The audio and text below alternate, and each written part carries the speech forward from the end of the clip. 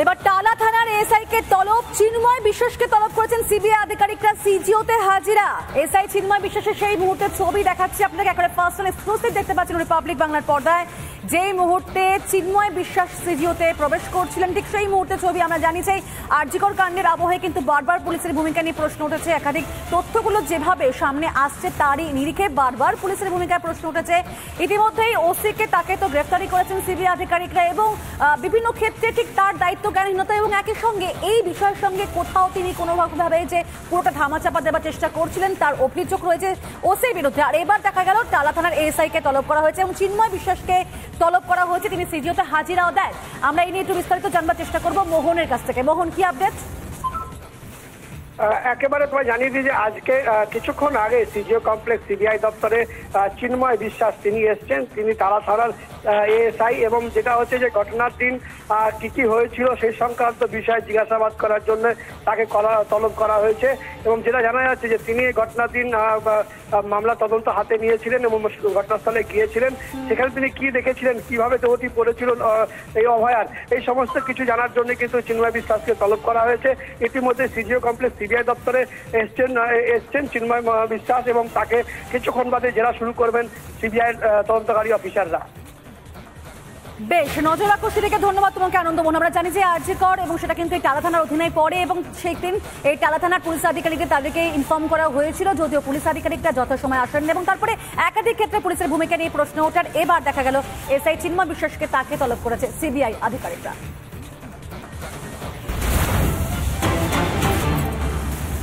কুকথায় পঞ্চমুখ আব্দুর রহিম বক্সি, বিরোধীদের গণপিটুনি দেবার হুমকি তৃণমূল বিধায়কের।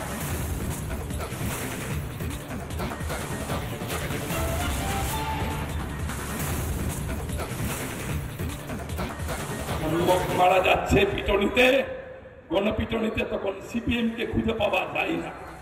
এসপি অফিসারের মিছিল আর নাই, তাদের আর রাত জাগো মোমবাতি মিছিল নাই, তাদের আর ভোর জাগো কংগ্রেসের মিছিল নাই, বিজেপির আর মিছিল নাই।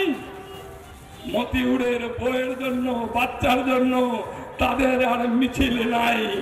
বন্ধ সিপিএম, বিজেপি, কংগ্রেস। জেনে রাখো যে গণপিটুনিতে মতিউরকে খুন করা হয়েছে। যদি এর সুবিচার না পাই বিজেপি সহ দালাল সিপিএম, আমরা মানুষকে বলবো এই ধরনের গণপিটুনি দিয়ে তোমাদেরকেও শেষ করা হোক। গণপিটুনি তোমাদের কাম্য, গণপিটুনি ছাড়া তোমাদের আর কোনো নিস্তার নেই। আপনারা শুনলেন যে প্রকাশ্য সভা থেকে হুমকি দিচ্ছিলেন কিভাবে আব্দুর রহিম বক্সি, বিরোধীদের গণপিটুনি দেওয়ার হুমকি দিচ্ছেন তৃণমূল বিধায়ক আব্দুর রহিম বক্সি। তবে এই বিষয়ে অর্থাৎ বিধায়কের এহেন মন্তব্যের কিন্তু তীব্র নিন্দা করেছে বিজেপি।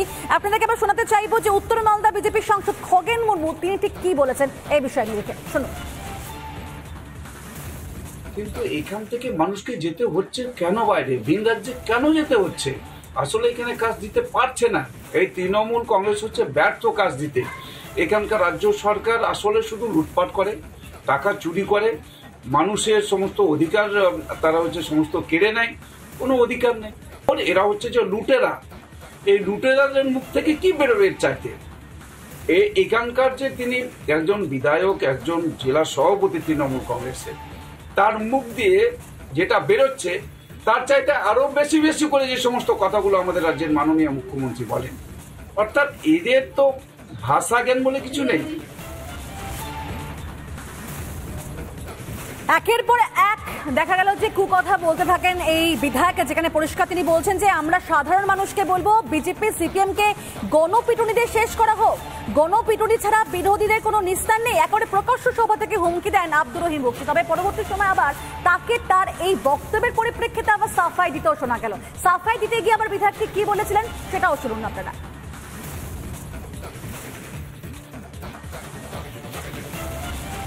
এই গণপিটুনিতে হত্যাকারীদের বিরুদ্ধে যখন এখানে বলছেন, অথচ রাজ্য সরকার কি করে ফেরা যায়, মোতানাদের ক্ষমতাচ্যুত কিভাবে করা যায়, রাজ্য সরকার কিভাবে বিব্রত করা যায়, সেটা নিয়ে মিছিল মিটিং করছে।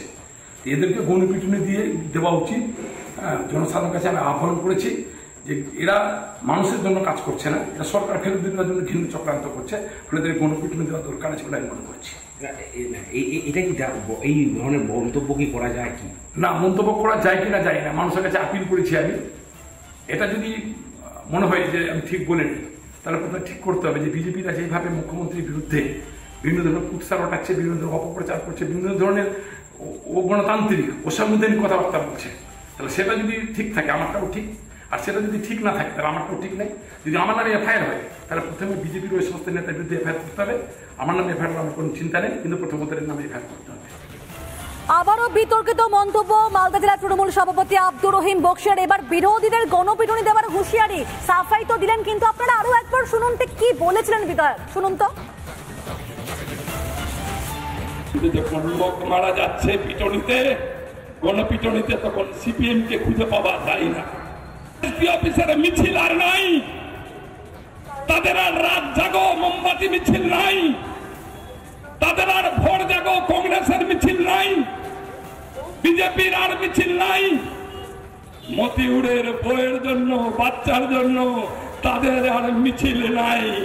বন্ধ সিপিএম, বিজেপি, কংগ্রেস, জেনে রাখো যে গণপিটুনিতে মতিউরকে খুন করা হয়েছে। যদি এর সুবিচার না পাই বিজেপি সহ দালাল সিপিএম, আমরা মানুষকে বলবো এই ধরনের গণপিটুনি দিয়ে তোমাদেরকে শেষ করা হোক। গণপিটুনি তোমাদের কাম্য, গণপিটুনি ছাড়া তোমাদের আর কোনো নিস্তার নেই। আর এই মুহূর্তে যে খবরের দিকে আমরা নজর রাখছি, তেঘরিয়া একটি কারখানায় আগুন লেগেছে। যে খবর দেখাচ্ছে এই মুহূর্তে আপনাদেরকে, ঘটনাস্থলে দমকলের 4টে ইঞ্জিন দেখা যাচ্ছে। একবারে সকাল সকাল যে খবর পাওয়া গেছে, তবে কিভাবে আগুন লাগলো এবং এখন বা কি পরিস্থিতি আমরা জানবার চেষ্টা করবো। অনুপম রয়েছেন এই মুহূর্তে আমাদের সঙ্গে। অনুপম,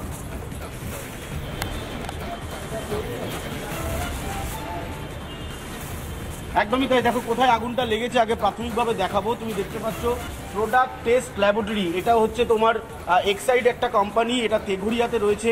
ঠিক যে জায়গায় আগুন লেগেছে আমি রাজশেখরকে বলবো সেই জায়গাতে আসার জন্য। এই মুহূর্তে তুমি দেখতে পাচ্ছ যে ল্যাবরেটরি স্টোর রুম রয়েছে, সেইখানে কিন্তু এই মুহূর্তে আগুন লেগেছে। 4টে ইঞ্জিন ঘটনাস্থলে এসছে। এই মুহূর্তে দমকলের যারা আধিকারিকরা রয়েছেন তারাও রয়েছেন।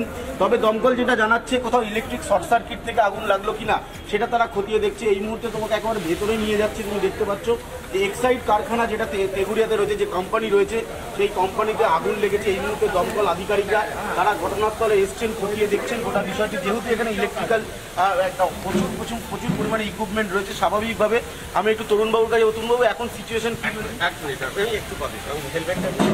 আচ্ছা, তোমাকে ছবিটা দেখাবো। তুমি দেখতে পাচ্ছ যে এই যে কারখানা ল্যাবরেটরি রয়েছে, এর ভেতরেই আগুন লেগেছে বলে প্রাথমিকভাবে জানা যাচ্ছে। প্রচুর পরিমাণে মেশিনপত্র রয়েছে, তুমি দেখতে পাচ্ছ। এই যে ফল সিলিং রয়েছে, এখান থেকেই প্রাথমিকভাবে আগুন লেগেছে বলে জানা যাচ্ছে। স্থানীয়রা রয়েছে। কটার সময় আগুন লেগেছে? 9টা বোধ হয়। এটা কি, এটা কিসের কোম্পানি? এটা Exide battery company. Exide battery company. সকাল 9টায় লেগেছে। 9:15 বোধ হবে। আমি ঠিক জানি না কি, আমি তো রাস্তা সাইড থেকে দেখতে পাই ধোঁয়া বার হচ্ছে, সেই হিসাবে এখান থেকে সব খবর হয়ে যায়। আমরা এখানে চাকরি করি, আমাদের সব খবর আছে, আমরা চলে আসি। তারা কিছু আমাদের সিকিউরিটিগুলো থাকে এখানে, সিকিউরিটি ওদের যতটা যা আমাদের জলের লাইন যেটা আছে সেটা দিয়ে করেছে ওরা। কিন্তু করা হলে কি হবে, ওরা তো বেশি রিস্ক নিয়ে যেতে পারছে না। দমকল এসছে টাইম মতো? হ্যাঁ, টাইম মতো দমকল। আমি আরেকবার একটু ছবিটা দেখাতে বলবো। দমকল, তুমি দেখতে পাচ্ছ এই যে ফল সিলিং ফাটানো হচ্ছে, এই যে ফল সিলিংটা ফাটানো হচ্ছে তুমি দেখতে পাচ্ছ।